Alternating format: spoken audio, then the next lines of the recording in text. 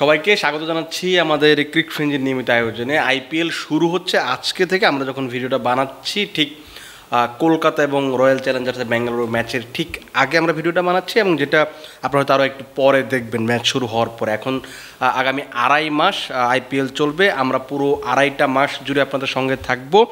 প্রতিদিনই কোনো না কোনো নতুন কোনো টপিক নিয়ে আলোচনা করার চেষ্টা করবো, এবং আজকে আমরা যে ব্যাপারগুলো নিয়ে আলোচনা করবো সেটার জন্য আমার সঙ্গে আছেন আমার সহকর্মী মোহাম্মদ সাদমান। সাদমান ভাই, আপনাকে স্বাগতম। আজকে আইপিএলটা শুরু হচ্ছে, এখন উদ্বোধনী অনুষ্ঠানটা হচ্ছে। এইবারের আইপিএলটা নিয়ে আসলে আপনি যদি বলেন যে কি কি নতুনত্ব দেখছেন, প্রতি বছরই আসলে আইপিএলে কিছু না কিছু নতুনত্ব থাকে, সেই ক্ষেত্রে এবার আপনি আসলে কি দেখছেন? এবার তো নতুনত্বর মধ্যে প্রথমে 3টা নিয়মের চেঞ্জ এসেছে, সেটাই বলতে হবে, কারণ আবার স্যালাইভা চলে এসেছে বলারদের জন্য। এটা খুবই একটা মানে ইফেক্টিভ বিষয়। এইটা নিয়ে তারা অনেক দিন ধরেই কমপ্লেন করছিলেন। 2020 সালে করোনার জন্য এই নিয়মটা আসলে চলে গিয়েছিল, কিন্তু এরপরে কিন্তু অনেকেই এটা নিয়ে কথা বলেছেন। সেই নিয়মটা এসেছে। তারপরে আরেকটা নতুন বল ইন্ট্রোডিউসের কথা এসেছে সেকেন্ড ইনিংসে, যেহেতু ডিউয়ের একটা ফ্যাক্টর রয়েছে রাতের ম্যাচগুলোয়, যাতে টসে জিতলেই একটা টিমের অ্যাডভান্টেজটা বেশি না পায়, হ্যাঁ অ্যাডভান্টেজটা বেশি পেয়ে যায়, সেই জিনিসটা যাতে দূর হয়, সেই জন্যই কিন্তু এই নিয়মটা এসেছে। সো এরকম কিছু নিয়ম, পুরাতন নিয়ম আবার এসেছে, বা নতুন করে সুবিধা পাওয়ার জন্য লেভেল ফিল্ডের জন্য কিন্তু নতুন নিয়ম এসেছে। এছাড়া আরও যেসব নিয়মের মধ্যে আপনি এই টাকা পয়সার বিষয়টা রয়েছে, প্রত্যেক ম্যাচে ম্যাচ ফি এসেছে। এইটা একটু মানে অন্যরকম না, যে দ্বারা দেখা যায় যে আমরা জাতীয় দলে নর্মালি যখন খেলা হয় তখন একটা ম্যাচের জন্য বা একটা ম্যাচ খেললে আপনি একটা নির্দিষ্ট ম্যাচ ফি পাবেন, যেটা আমরা ফ্র্যাঞ্চাইজি ক্রিকেটে কখনো এরকম কিছু কখনো দেখিনি। মানে এইবারই প্রথম আইপিএল দিয়ে মনে হয় খুব সম্ভবত এর ইন্ট্রোডিউস হচ্ছে। তো এইটাকে আসলে আপনি কীভাবে দেখেন যে প্রতি ম্যাচ শেষে আপনি একটা তো আপনার ওই পুরো টুর্নামেন্টের তো একটা স্যালারি আপনি পাবেনই, যে নির্দিষ্ট টাকা আপনাকে কেনা হয়েছে, তার পাশাপাশি আপনি একটা ম্যাচ খেললে খুব সম্ভবত 7.5 লাখ রুপি পাবেন। এটাকে আসলে আপনি কীভাবে দেখছেন? এটা তো মানে বোঝা যাচ্ছে যে এই ফ্র্যাঞ্চাইজি লিগটা আসলে কতটা ওয়েল অর্গানাইজড এবং কতটা ভালোভাবে রান করছে এত বছর ধরে। আমি একটু আগে আলোচনা করছিলাম, রবিন উথাপ্পা বলেছিল যে আনডিসপিউটেড ড্যাডি, মানে এখানে বলতে বোঝাচ্ছিল যে সব লিগের মানে বাবা আইপিএল, মানে এই টাইপের একটা মানে ফ্রেজ তিনি ইউজ করেছেন। মানে সেটার কারণ কিন্তু এগুলোই, যে আপনার অন্যান্য লিগের থেকে এই লিগের যেই মান, যেরকম আপনার পুরা ক্রিকেটীয় মান বলুন বা টাকার মান বলুন, সব কিছুতেই একদম মনে করেন যে অন্য লেভেলে। যেমন আপনি দেখবেন যে যেসব প্লেয়াররা মনে করেন আইপিএলের ক্যারিয়ার শেষ, তাদের কমেন্ট্রি বা শোয়ের ক্যারিয়ার শুরু হয়ে যায় আইপিএলে। আড়াই মাসে তারা রেগুলার শো করছেন বা বিভিন্ন ব্রডকাস্টারদের শো করছেন।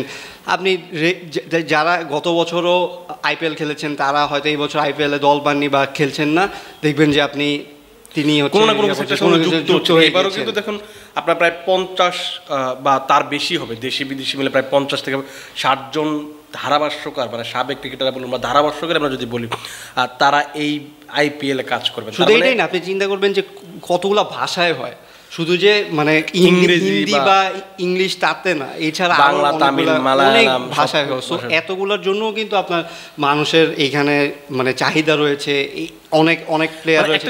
আমি জাস্ট বলতে চাচ্ছি যে একটা টুর্নামেন্টে যখন ধারাভাষ্য আপনাকে 9টা 10টা ভাষায় দিতে হয়, তার মানে আসলে বোঝা যায় যে এই টুর্নামেন্টটা নিয়ে কত জাতি, বর্ণ, গোত্রর আসলে আগ্রহ আছে, কত কত মানুষের ভিতরে এটা আসলে ছড়িয়ে গেছে। সো এইটা একটা অবশ্যই বড় ব্যাপার। যে জিনিসটা হচ্ছে যে ধারাভাষ্যকার নিয়ে কথা বললে এইবার যে সমস্যাটা হয়েছে, আমরা যদি এর আগেও বেশ কিছু ঘটনা ঘটেছে, কিন্তু এইবার যেটা ঘটেছে যে আজকে বা কালকে মাইকেল একটা প্রতিবেদন করেছে যে ভারতীয় ক্রিকেটারদেরকে ব্যক্তিগত আক্রোশ বা রোষ থেকে সমালোচনা করার কারণে এবার ইরফান পাঠানকে রাখা হয়নি। মানে এইটা নিয়ে যদি আপনার কোনো আপনার নিশ্চয়ই মনে আছে যে হার্ষা ভোগলে, তারপরে সঞ্জয় মাঞ্জরেকর, তাদেরকেও নিয়ে কিন্তু এরকম কথা হয়েছিল এবং তাদেরকেও বাদ দেওয়া হয়েছিল।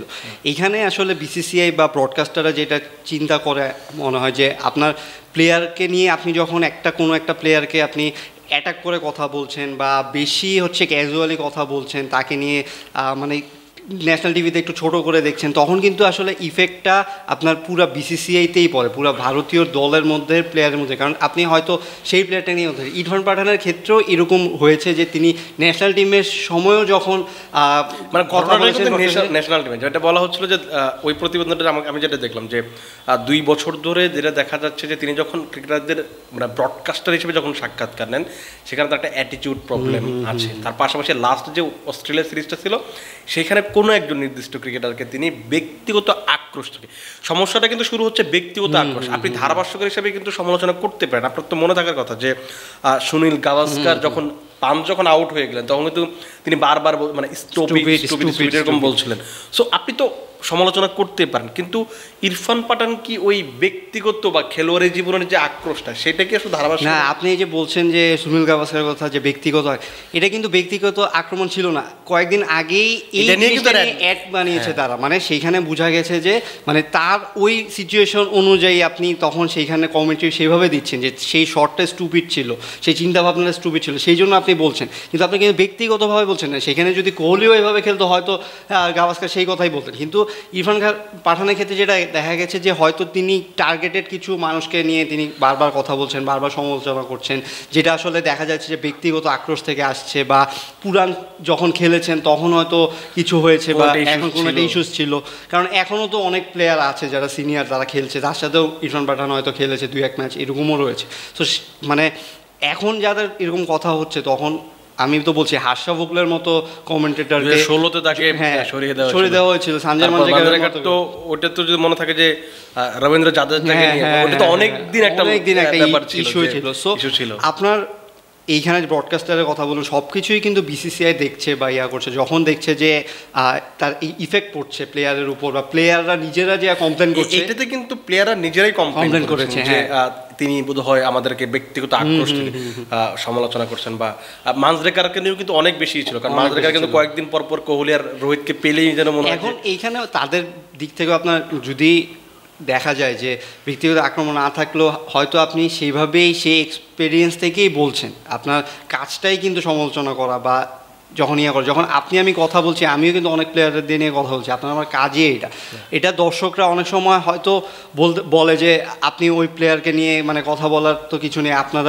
আপনাদের প্লেয়ার নিয়ে কথা বলুন, কিন্তু এইখানে কাজটা তো এইটা মানে একটা ব্রড কাজ। হ্যাঁ, মানে এখানে ক্রিকেটটা শুধু বাংলাদেশের না, সাকিব আল হাসান, আমি ইকবাল ভিত্তিক না। সো সেই ক্ষেত্রে তো আমরা পুরো ওয়ার্ল্ডের ক্রিকেট নিয়েই কথা বলবো, এই ব্রডকাস্টাররাও সেম কাজই করে। সো তারা যখন বলতে বলতে বেশি ক্যারিড আউট হয়ে যায়, তখন হয়তো বেশি কথা বলে, তখন কমপ্লেন আসে যে কারণ আপনি দেখবেন সাংবাদিকতার ক্ষেত্রেও সাংবাদিকরা যখন একটু কোনো প্লেয়ারের এগেন্সে কথা বলে, প্লেয়াররা কিন্তু অনেক সময় রাগ করে ইন্টারভিউ দিতে চায় না। সো এই জিনিসটাও ন্যাচারাল। এখন আপনি যে বলছিলেন 50 জন প্লাস বা 50 জন কমিটি, তার মানে এইখানেও একটা বড় মার্কেট রয়েছে। আপনার এইখানেও টিকে থাকতে হয়, আপনার এখানেও কম্পিটিশন করতে হয় যে আপনি কতটুকু নিজেকে ভার্সেটাইলি প্রেজেন্ট করছেন, কতটুকু ভালোভাবে প্রেজেন্ট করছেন, তাহলে কিন্তু আপনি সুযোগ পাবেন। বা আপনার যদি নেগেটিভ পরে আপনাকে সহজেই মানে জায়গা ছেড়ে দিতে হবে।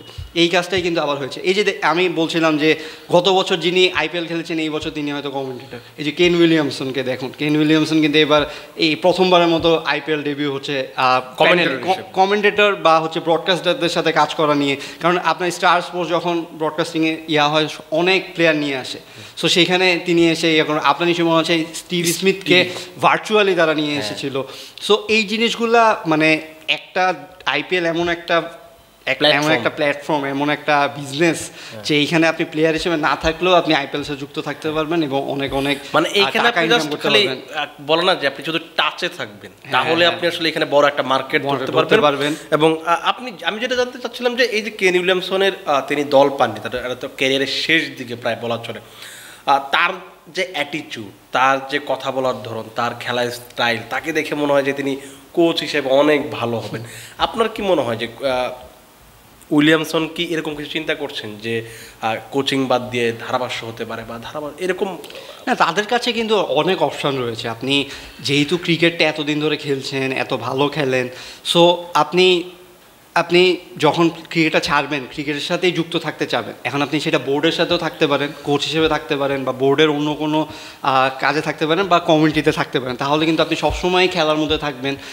আর আপনার খেলার নলেজটা, যারা এরকম ভালো প্লেয়ার কেন উইলিয়ামসের মতো যারা এত বিগ স্টার, তাদের তো নলেজ নিয়ে আসলে কোশ্চেন করার কিছু নেই। সো আপনি খেলাটা কীরকম বুঝেন আপনি জানেন, সো আপনি ওইভাবে যদি প্রেজেন্ট করতে পারেন, আপনি কেন কমিটি করতে পারবেন না, কমিটি করতে পারবেন না? সো না, আমি কেন করতে পারবো না এটা বলি না, আমার প্রশ্নটা হচ্ছে যে আপনি আসলে কিভাবে তাকে দেখতে চান, কমেন্টেটর নাকি হচ্ছে কোচ আমি হিসেবে? চাই আরও এরকম উনি খেলুক, যে কয়দিন খেলতে পারে খেলুক, এরপরে যদি আমরা তাকে কোচ হিসেবেও দেখি বা কমেন্ট হিসেবে আমাদের জন্য ভালো, কারণ আমরা তাহলে তাকে বেশি দেখতে পারবো। কারণ কোচ হিসেবে হ্যাঁ, মানে কোচ হিসেবে না ভিজিবলটা বেশি হবে, যে আমরা দেখতে পারবো যে তিনি কমেন্টি করছেন বা ব্রডকাস্টিংয়ের সাথে কাজ করছেন।